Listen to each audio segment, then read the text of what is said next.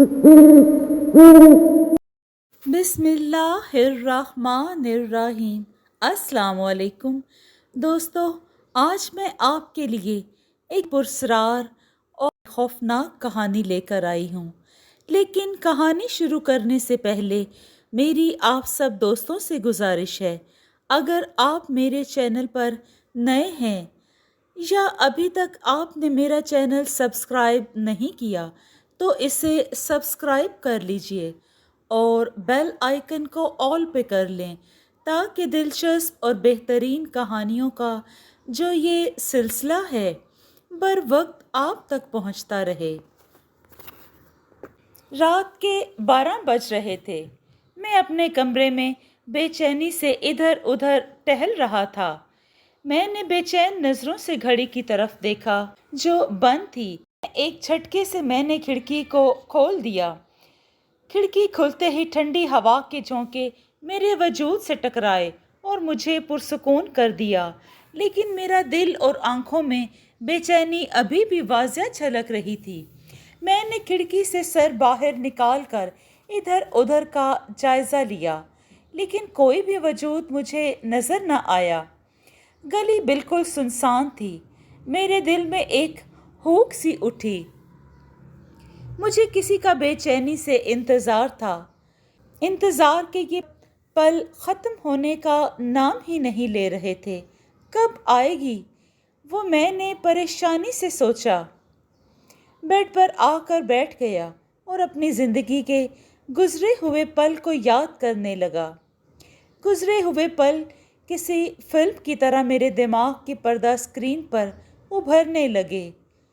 मुझे वो दिन बहुत अच्छी तरह से याद है जब मैं अपने दादा जान के साथ अपने चचा ज़ाद कज़न को मिलने इसके गांव गया था। हम भी एक गांव में ही रहते थे, लेकिन इनके और हमारे दरमियान फासला ज़्यादा था। इनसे मिलने के लिए हमें 2 दिन का सफ़र करना पड़ता था। लेकिन इस दफ़ा मेरी मुलाकात मारवी से भी हुई थी। मुझे याद है, मुझे हवेली में जो कमरा दिया गया था, इसकी खिड़की सहन की तरफ खुलती थी। मुझे तमाम कज़न के साथ बातें करते करते टाइम का पता ही नहीं चला था और रात का 1 बज गया था। फिर हम आराम की गर्ज से अपने अपने कमरों में आ गए। नींद मेरी आंखों से कोसों मील दूर थी। 14वीं का चांद आसमान पर चमक रहा था। चांद की सुनहरी रोशनी में हर चीज़ वाज़िया दिखाई दे रही थी।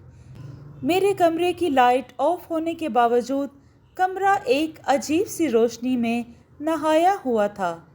कमरे की खिड़की से झांकते चांद की रोशनी ने हर चीज़ पर कब्ज़ा जमाया हुआ था। अचानक ही इतने पुरसुकून माहौल में चूड़ियों की छन छन और पायल की झनकार गूंज उठी। मैं हैरत और खौफ के आलम में धड़कते हुए दिल के साथ खिड़की के पास पहुंचा। मैंने इधर उधर नज़रें दौड़ाईं तो मुझे सहन में एक लड़की दिखाई दी। इसने सफ़ेद लिबास पहन रखा था। इसके बाल हवा में लहरा रहे थे। कलाई चूड़ियों से भरी हुई थी। वो धीरे धीरे चलती हुई रात की रानी के पौधे के पास पहुंची।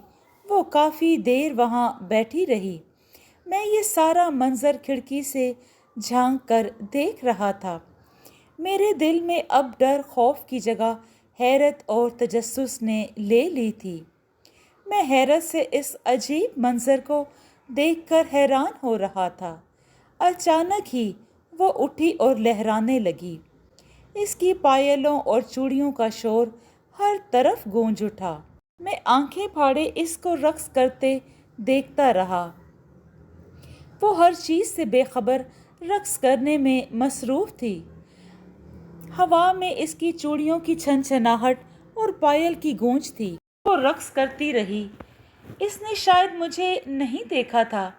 मैं भी खिड़की से छुपकर उसकी तरफ देखता रहा। वो मसरूफ़ थी अपने रक्स में और मैं उसको देखने में। इस कदर खूबसूरत रक्स कर रही थी कि मुझे लग रहा था कि मैंने कोई नशा कर रखा है। میرا خیال تھا کہ اس نے مجھے ابھی تک دیکھا نہیں تھا، لیکن میرا یہ خیال غلط ثابت ہوا۔ لیکن اگلے ہی لمحے اس نے میرا خیال غلط ثابت کر دیا۔ اچانک وہ رکی اور بڑی ادا سے میری طرف دیکھ کر مسکرانے لگی۔ وہ بے انتہا خوبصورت تھی۔ مجھے اس کے دیکھنے کا انداز بہت ہی پیارا لگا۔ میں پھر بھی اس میں مگن تھا، اور پھر میری آنکھوں نے ایک بہت ہی دل کو ہلا دینے والا منظر دیکھا۔ اس نے اپنا ہاتھ ہلا کر مجھے اشارہ کیا تو جیسے مجھے جھٹکا سا لگا اور میں واپس ہوش کی دنیا میں آیا۔ پھر میری آنکھوں نے ایک بہت ہی دل کو ہلا دینے والا بھیانک منظر دیکھا۔ اس کی شکل بدلنے لگی، اس کا قد چھوٹا ہونے لگا۔ ایک ہی لمحے میں وہ ایک خوبصورت حسینہ سے ایک پل میں ایک بلی بن گئی۔ میرا جسم خوف سے کانپ رہا تھا، دل ایسے دھڑک رہا تھا جیسے ابھی سینہ پھاڑ کر باہر آ جائے گا۔ قدم زمین پر جم سے گئے تھے۔ وہ بلی چھلانگیں لگاتی ہوئی میرے کمرے کی طرف آ کر کھڑکی پر بیٹھ گئی۔ میں لڑکھڑاتے قدموں کے ساتھ پیچھے کی طرف سرکا تو اپنا توازن برقرار نہ رکھ سکا اور زمین پر گر کر بے ہوش ہو گیا۔ مجھے نہیں پتا کہ میں کتنی دیر بے ہوش پڑا رہا۔ جب ہوش آیا تو بلی ادھر کھڑکی میں ہی بیٹھی بڑی پیاری نظروں سے میری طرف دیکھ رہی تھی۔ میرے زرد ہوتے چہرے کو وہ بغور دیکھ رہی تھی، اور پھر بلی سے دوبارہ وہ حسینہ کے روپ میں آ گئی اور میری طرف دیکھ کر مسکرانے لگی۔ یہ تو اب مجھے چھوڑے گی نہیں، یقیناً مجھے یہ قتل کرے گی اور پھر میرا خون پی جائے گی، کیونکہ میں جان چکا تھا کہ یہ ایک عورت نہیں ہے، یہ کوئی باہر کی مخلوق ہی ہے، کوئی چڑیل یا ڈائن وغیرہ۔ میں نے دل ہی دل میں سوچا، لیکن میرا یہ خیال بھی غلط ثابت ہوا۔ وہ مسکرائی اور پھر بولی، ڈرو نہیں، میں تمہیں کچھ نہیں کہوں گی اور نہ کبھی تمہیں کوئی نقصان پہنچاؤں گی۔ میں تو تم سے دوستی کرنا چاہتی ہوں۔ آج سے پہلے مجھے کسی انسان نے نہیں دیکھا تھا۔ تم وہ واحد انسان ہو جس نے مجھے دیکھا ہے، کیونکہ میں نے جان بوجھ کر اپنا آپ تم پر ظاہر کیا ہے۔ رات کی رانی کے پودے میں میری جان ہے۔ یہ پودا مجھے بہت پسند ہے۔ میں ہر روز اپنی دنیا سے اس پودے کے پاس آتی ہوں۔ میں اس کی عاشق ہوں۔ مجھے اس کی خوشبو اس دنیا میں کھینچ لاتی ہے۔ تم مجھے پہلی ہی نظر میں بہت اچھے انسان لگے تو میں نے اپنا وجود تم پر ظاہر کر دیا۔ میں چاہتی ہوں کہ ہم اچھے دوست بن کر ساری زندگی ایک دوسرے کے ساتھ رہیں۔ مجھے امید ہے کہ تم میری دوستی کی آفر کو ٹھکراؤ گے نہیں۔ اتنا کہہ کر وہ خاموش ہو گئی اور میری طرف سوالیہ نظروں سے دیکھنے لگی۔ اس کی باتوں نے میرا سارا ڈر ختم کر دیا تھا۔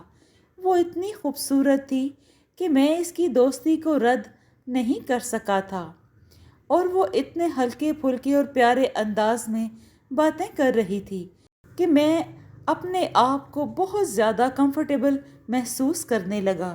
جتنا ڈر تھا وہ سب ختم ہو چکا تھا۔ میں نے دوستی قبول کرتے ہوئے اس سے وعدہ بھی کر لیا، اچھا تم سے ملنے روز آیا کروں گی۔ میں دن کو نہیں آ سکتی، کیونکہ اگر میں دن کو آؤں گی تو دن کے وقت انسانی دنیا میں سورج کی روشنی مجھ پر پڑتے ہی میرا جسم جل جائے گا۔ وہ مجھ سے تھوڑے فاصلے پر بیٹھی ہوئی تھی۔ چلو جیسے تمہاری مرضی، میں نے مسکراتے ہوئے کہا تو وہ بھی مسکرا دی۔ ہماری ملاقات روز ہوتی تھی۔ میں بھی اس سے دوستی کر کے بہت خوش تھا۔ بہرحال جب میں لوٹنے لگا تو اس سے جدائی کا احساس مجھے ڈسنے لگا۔ میں نے رات کو اس سے اس معاملے پر بات کی تو اس نے میرا یہ ڈر بھی دور کر دیا اور مجھ سے وعدہ کر لیا کہ وہ روزانہ مجھ سے رات کو ملنے آیا کرے گی۔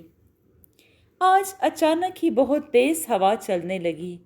میرے کمرے کی کھڑکی کے پٹ زور زور سے بجنے لگے اور میں خیالوں کی دنیا سے لوٹ آیا۔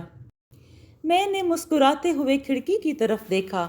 کھڑکی کے پٹ آپس میں ٹکرا ٹکرا کر ماروی کے آنے کی خبر دیتے رہے۔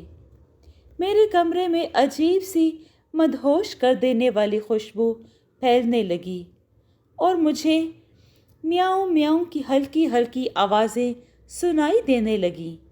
کچھ ہی دیر میں ایک بلی کھڑکی کے درمیان کھڑی تھی۔ بلی چھلانگ لگا کر کمرے میں داخل ہوئی اور ایک دم ہی ماروی کے روپ میں آ گئی۔ آج آنے میں کیوں اتنی دیر کر دی؟ میں نے خفگی سے پوچھا۔ بس کیا بتاؤں، میری بھی کچھ مجبوریاں ہیں، وہ یہ کہتی ہوئی ہمیشہ کی طرح میرے سے تھوڑے فاصلہ پر بیٹھ گئی۔ اوہو، تمہاری کیا مجبوریاں ہیں؟ تم تو بالکل آزاد ہو اور جہاں کہیں جا سکتی ہو اور جب مرضی ہواؤں میں اڑ بھی سکتی ہو۔ میں نے گہری نظروں سے اسے دیکھتے ہوئے کہا، اور غائب ہونا ہو تو چٹکی بجانے کا کام ہے تمہارے لیے۔ اوہو، تم تو گلے شکوے ہی کرتے رہو گے۔ اگر تم نے مزید فضول گفتگو کی تو میں واپس چلی جاؤں گی، وہ تھوڑا ناراض ہوتے ہوئے بولی۔ اوکے، اب کوئی گلا شکوہ نہیں کروں گا تم سے، میں نے کہا تو وہ مسکرا کے رہ گئی۔ وقت کا پتہ ہی نہیں چلا اور رات ہماری باتوں میں ہی بیت گئی۔ ماروی کے جانے کے بعد میں لمبی تان کے سو گیا۔ دن بہت ہی تیزی سے گزر رہے تھے۔ میری اور ماروی کی دوستی میں اب اضافہ ہوتا چلا گیا۔ جب تک میں اس سے بات نہیں کر لیتا تھا مجھے سکون نہیں ملتا تھا۔ ایک بے چینی اور گھبراہٹ سی ہونے لگتی۔ آج بھی اس کا انتظار کرتے کرتے آدھی رات سے زیادہ رات بیت چکی تھی، لیکن وہ ابھی تک نہیں آئی تھی۔ میں پریشانی اور گھبراہٹ کے عالم میں کمرے میں کئی بار بیڈ سے اٹھ کر ٹہل چکا تھا۔ میرا دل کہہ رہا تھا کہ وہ آج نہیں آئے گی۔ کمرے میں اب میرا دل گھبرا رہا تھا، اس لیے اٹھ کر چھت پر آ گیا۔ لیکن پھر بھی میری پریشانی میں کوئی کمی نہیں آئی۔ اچانک ہی مجھے ایک طرف سے شور کی آوازیں سنائی دینے لگیں۔ شور کی آوازیں سنائی دیں۔ میں نے تجسس بھری نظروں سے ادھر ادھر دیکھا تو مجھے ایک لڑکی دکھائی دی جو جلدی سے ایک گھر کی دیوار پھلانگ کر گلی میں کود گئی۔ وہ لڑکی بہت ہی پھرتیلی معلوم ہو رہی تھی۔ وہ اتنی لمبی دیوار سے ایسے کود گئی جیسے یہ اس کے لیے کچھ بھی نہ ہو۔ وہ کسی بلی کی طرح چھلانگیں لگاتی ہوئی اندھیری گلی میں غائب ہو گئی۔ نہ جانے کیوں وہ مجھے ماروی لگی۔ اس کی چال بالکل ماروی سے ملتی جلتی تھی۔ اور پھر میری حیرت میں اس وقت اضافہ ہوا جب مجھے دو آدمی بھی اس دیوار کو پھلانگتے ہوئے دکھائی دیے۔ وہ بھی اس لڑکی کی ہی طرح پھرتیلے اور تیز تھے۔ وہ آدمی سیاہ لباس میں دو سائے معلوم ہو رہے تھے۔ چند سیکنڈ میں ہی وہ سیاہ سائے اندھیری گلی میں غائب ہو گئے۔ اس گھر سے اب چیخو پکار کی آوازیں سنائی دینے لگیں۔ میرے گھر کے تمام افراد بھی اس چیخو پکار سے اٹھ گئے۔ امی اور ابو اس وقت اس گھر کی طرف چلے گئے جہاں سے شور اور چیخو پکار کی آوازیں سنائی دے رہی تھیں۔ میں اپنے کمرے میں آ گیا اور اس لڑکی کے بارے میں سوچنے لگا۔ وہ یقیناً ماروی تھی۔ وہ اس گھر میں کیا کر رہی تھی؟ وہ سیاہ لباس میں دو آدمی کون تھے؟ ان کا آپس میں کیا تعلق ہو سکتا ہے؟ میرے دماغ میں اس قسم کے سوال الجھ رہے تھے۔ میں اسی کشمکش میں تھا کہ نیند مجھ پر غالب آ گئی۔ صبح ناشتے کی ٹیبل پر پتہ چلا کہ رات کو ساتھ والے گھر میں قتل ہوا ہے۔ قتل کا سن کر میرا دماغ معاف ہو گیا۔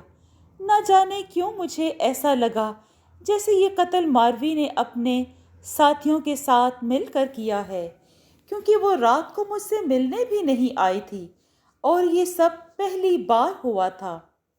کیسے قتل ہوا اور کس نے قتل کیا؟ میں نے ابو سے پوچھا۔ ابو بولے، رات کو شازر کو تیز دھار آلے کی مدد سے قتل کر دیا گیا ہے، اور قتل کرنے والی کوئی لڑکی تھی۔ وہ قتل کرنے کے ساتھ ہی اپنے ساتھیوں کے ساتھ کہیں روح پوش ہو گئی۔ وہ لوگ ساری رات اس لڑکی اور ان دونوں لڑکوں کو جو کہ اس کے ساتھ تھے تلاش کرتے رہے، مگر خدا جانے انہیں زمین کھا گئی یا آسمان۔ پولیس بھی آ کر اپنی تحقیقات کر گئی ہے، لیکن کوئی بھی ثبوت ابھی تک نہیں ملا، اور نہ ہی قاتل لڑکی اور اس کے ساتھیوں کا پتہ چلا۔ ابو کی باتیں سن کر میں پریشان ہو گیا۔ پتہ نہیں کیوں میرا دل کہہ رہا تھا کہ یہ قتل ماروی نے ہی کیا ہے، کیونکہ جس پھرتی سے لڑکی نے دیوار سے جمپ لگایا اور بھاگی، عام انسان یہ کام اس طرح نہیں کر سکتا۔ میں ٹھیک طرح سے ناشتہ بھی نہ کر سکا اور فوتگی والے گھر چلا گیا۔ ماروی کی شکل بہت خوفناک لگ رہی تھی۔ وہ اس وقت ایک بھیانک چڑیل بن کر میرے سامنے کھڑی تھی، مجھے خونخوار نظروں سے گھور رہی تھی۔ اس کا سارا جسم کالے سیاہ بالوں سے بھرا ہوا تھا، بڑی بڑی سرخ آنکھوں سے وحشت ٹپک رہی تھی، لمبے سفید دانت سرخ ہونٹوں سے باہر نکلے ہوئے تھے، لمبے لمبے ناخنوں والے ہاتھ میں تیز دھار خنجر اٹھائے وہ میری طرف بڑھ رہی تھی۔ تم میری حقیقت جان گئے ہو، اب تم کو زندہ رہنے کا کوئی حق نہیں ہے۔ اتنا کہہ کر وہ زور زور سے کہے لگانے لگی۔ خوف سے میرا جسم کانپ رہا تھا اور میں سر ہلاتے ہوئے پیچھے سرک رہا تھا۔ میں نے اس کو اپنی دوستی کے واسطے دیے اور اسے ہر وعدہ یاد کروایا، لیکن اس پر ہر چیز بے اثر تھی۔ اس نے اپنا خنجر والا ہاتھ لہرایا اور مجھے اپنی شارک پر تیز دھار خنجر محسوس ہوا اور میں درد کی شدت سے تڑپنے لگا۔ میرا خون دیکھ کر اس کی آنکھوں میں چمک ابھرنے لگی۔ مجھے اپنی سانسیں رکتی ہوئی محسوس ہوئیں۔ اس نے اپنا منہ میری کٹی ہوئی شارک پر رکھا اور مزے سے میرا خون چوسنے لگی۔ میرا سر چکرانے لگا اور میری آنکھوں کے سامنے اندھیرا چھانے لگا اور اس کے ساتھ ہی میری آنکھیں کھل گئیں۔ میں نے ایک چیخ ماری اور اٹھ کر بیٹھ گیا۔ میں نے گھبراتے ہوئے اپنے گلے پر ہاتھ پھیرا، اپنی شارک کو دیکھا۔ گلے پر کہیں بھی کوئی چوٹ کا نشان نہیں تھا۔ شکر ہے یہ خواب تھا۔ میں نے اپنی سانسیں درست کیں، اپنا پسینہ صاف کیا اور گلاس بھر کر پانی پیا۔ پھر مجھے کچھ سکون محسوس ہوا۔ میں دوبارہ لیٹ گیا اور نیند اب میری آنکھوں سے غائب تھی۔ میرا شک یقین میں بدل چکا تھا کہ اس قتل کے پیچھے یقیناً ماروی کا ہی ہاتھ ہے۔ مسلسل 3 دن گزر چکے تھے اور وہ گدھے کے سر سے سینگ کی طرح غائب تھی۔ گاؤں میں مزید 2 اور قتل ہو چکے تھے۔ ہر طرف خوف اور سناٹا چھایا رہتا تھا۔ لوگوں کے دلوں پر خوف طاری تھا۔ ہر کوئی اپنے گھر میں قید ہو کر بھی غیر محفوظ سمجھ رہا تھا، اور گاؤں کی گلیوں میں سناٹا طاری تھا کہ قاتل کہیں ادھر سے نہ آ جائے، سامنے سے حملہ نہ کر دے۔ لیکن ماروی کا کچھ پتہ نہیں چل رہا تھا۔ مجھے بہت ہی غصہ آ رہا تھا۔ دل کر رہا تھا کہ اگر وہ میرے پاس یا میرے سامنے ہوتی تو میں اس کا گلا دبا دیتا۔ میں نے رات کا کھانا کھایا اور کمرے میں آیا تو میرے کمرے میں تیز ہوا چل رہی تھی۔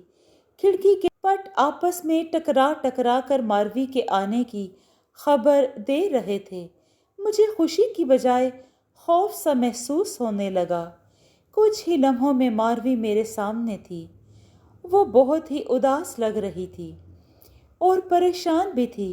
اس کا چہرہ مرجھایا ہوا تھا اور چہرے پر زخموں کے نشان بھی واضح تھے۔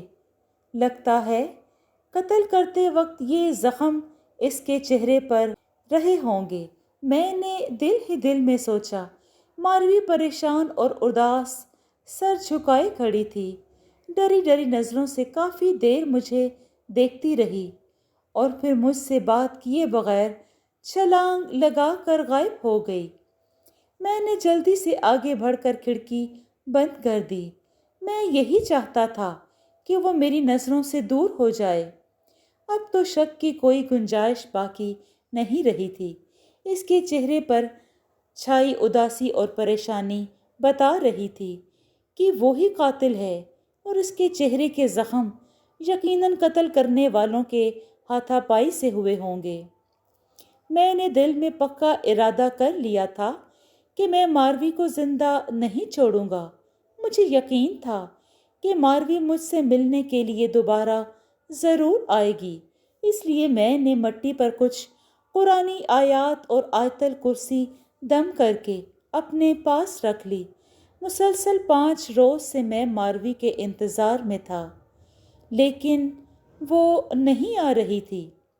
میری پریشانی اور الجھن میں اضافہ ہو رہا تھا۔ ایک رات آخر کار میرا انتظار ختم ہوا۔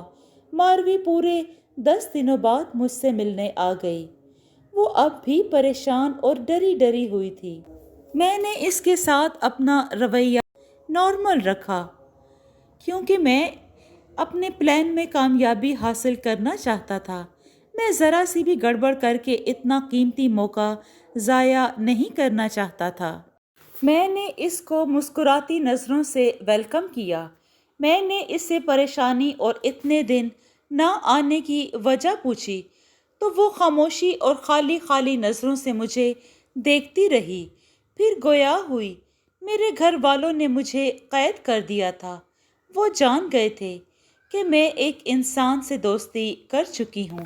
ان کے منع کرنے کے باوجود بھی میں نے تم سے ملنا نہیں چھوڑا تو انہوں نے مجھے قید کر دیا، اور ایک قیدی ہونے کے ناطے میں نے بہت سی تکلیفیں سہیں اور مجھے ایسی ایسی تکلیفیں دیتے تھے جن سے میرا جسم جلنے لگتا تھا۔ ایک اندیکھی آگ اندر ہی اندر مجھے جلاتی رہی۔ وہ اپنی بات کر کے خاموش ہو گئی۔ اس کی آنکھوں میں آنسوؤں کا سیلاب تھا۔ ایک لمحے کے لیے مجھے اس پر ترس آ گیا۔ اس کی باتیں سچ لگنے لگیں، لیکن ان لاشوں کو جن کو میں نے اپنی آنکھوں سے دیکھا تھا، اس کا سوچ کر مجھے اس کی سنائی ہوئی اور کہی ہوئی بات جھوٹ لگنے لگی۔ میرا دل کہہ رہا تھا کہ یہ مگرمچھ کے آنسو بہا رہی ہے، اب اس پر یقین نہیں کیا جا سکتا۔ میں خاموشی سے اسے دیکھ رہا تھا۔ یہ ہماری آخری ملاقات ہے۔ میں آج کے بعد انسانی دنیا میں نہیں آؤں گی۔ ماروی روتے ہوئے دوبارہ بول پڑی۔ اس کی آواز میں شکست تھی۔ تم ٹھیک کہہ رہی ہو ماروی، یہ ہماری آخری ملاقات ہے، میں نے افسوس سے کہا۔ اس نے تجسس سے میری طرف دیکھا۔ اس کی آنکھوں میں ندامت تھی۔ ماروی، میں آج تم کو کچھ دینا چاہتا ہوں، میں نے اس کی طرف گہری نظروں سے دیکھتے ہوئے کہا۔ کیا دینا چاہتے ہو؟ وہ حیرت سے بولی۔ پہلے تم اپنی آنکھیں بند کرو، میں نے بھویں اچکا کر کہا۔ میرے حوصلے بلند تھے۔ اچھا، یہ لو۔ ماروی پھیکی مسکراہٹ چہرے پر سجاتے ہوئے بولی اور آنکھیں بند کر لیں۔ میں آہستہ سے اٹھا اور دم کی ہوئی مٹی اٹھا لایا اور آیت الکرسی کا ورد کرتے ہوئے اس کے گرد حصار بنا دیا تاکہ وہ صبح ہونے سے پہلے یہاں سے نہ جا سکے۔ یہ کیا کیا تم نے؟ اس حصار کو ختم کرو، مجھے تکلیف ہو رہی ہے، ماروی آنکھیں کھولتے ہوئے بولی۔ اس کی آواز روحانسی ہو گئی تھی۔ نہیں ماروی، تمہیں مرنا ہوگا، تم قاتل ہو، انسانوں کی دشمن ہو تم، میں نے غصے سے چیختے ہوئے سخت لہجے میں بولا۔ یہ تم کیا کر رہے ہو؟ مجھے کچھ سمجھ نہیں آ رہی، مجھے جانے دو، یہاں سے میں نے کوئی قتل نہیں کیا، مجھے جانے دو پلیز، ماروی اپنی بات پر زور دیتے ہوئے بولی۔ اس کی آواز میں لڑکھڑاہٹ تھی۔ تم میری آنکھوں میں دھول نہیں جھونک سکتی۔ گاؤں میں جو 3 قتل ہوئے ہیں ان کی ذمہ دار تم ہو۔ تم نے اپنے ساتھیوں کے ساتھ مل کر یہ قتل کیے ہیں۔ میں نے تم کو اپنی آنکھوں سے دیکھا۔ میں نے کوئی قتل نہیں کیا۔ تم اس حصار کو ختم کر دو۔ مجھے یہاں سے جانا ہے۔ کچھ ہی دیر میں سورج بھی نکلنے والا ہے۔ ماروی میری بات کاٹ کر بولی۔ سورج کا ہی تو مجھے بھی انتظار ہے، میں نے مسکراتے ہوئے کہا۔ میری آنکھوں میں جیت کی خوشی تھی، ایک چمک سی تھی۔ بہت پچھتائیں گے آپ، مجھے غلط سمجھ رہے ہو، بہت پچھتاؤ گے تم۔ میں نے تو تمہاری دوستی کی خاطر بہت تکلیفیں اٹھائی ہیں۔ تم بہت ہی بے وفا ہو، تم پر وفا کی امید تھی مجھے۔ میں تو اس لیے تم سے دور جا رہی تھی کہ میری دوستی محبت میں بدل چکی تھی۔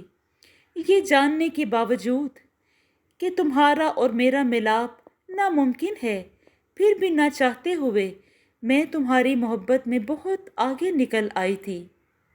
لیکن تم مجھ سے اتنی نفرت کرتے ہو، مجھے اس کی امید نہیں تھی۔ تمہاری دوستی پر میں فخر کرتی تھی۔ میں تو سوچتی تھی کہ تم بہت اچھے انسان ہو۔ جب بھی مجھے مدد کی ضرورت ہوئی تم دوڑے چلے آؤ گے۔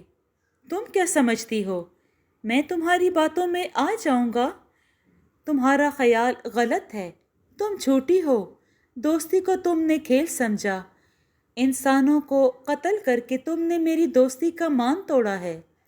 میں تم کو کبھی بھی معاف نہیں کروں گا۔ میں نے اس کی بات کاٹ کر غصے سے کہا۔ پچھتاؤ گے تم، میری یادیں ساری زندگی تمہارا پیچھا کریں گی۔ تم ایک دن ضرور یقین کر لو گے کہ میری دوستی سچی تھی۔ صرف انسانوں میں ہی نہیں، دوسری مخلوق میں بھی مخلصی اور مخلص لوگ پائے جاتے ہیں۔ میں اپنی دوستی پر قربان ہونے کو تیار ہوں۔ اگر میری موت سے دوستی پر لگایا الزام دھل سکتا ہے تو میں تیار ہوں، 1000 بار قربان ہونے کو تیار ہوں۔ اب میں تم سے کچھ نہیں کہوں گی، کوئی بھی فریاد تم سے نہیں کروں گی۔ یہ میرا تم سے وعدہ ہے کہ تم ایک نہ ایک دن ضرور پچھتاؤ گے۔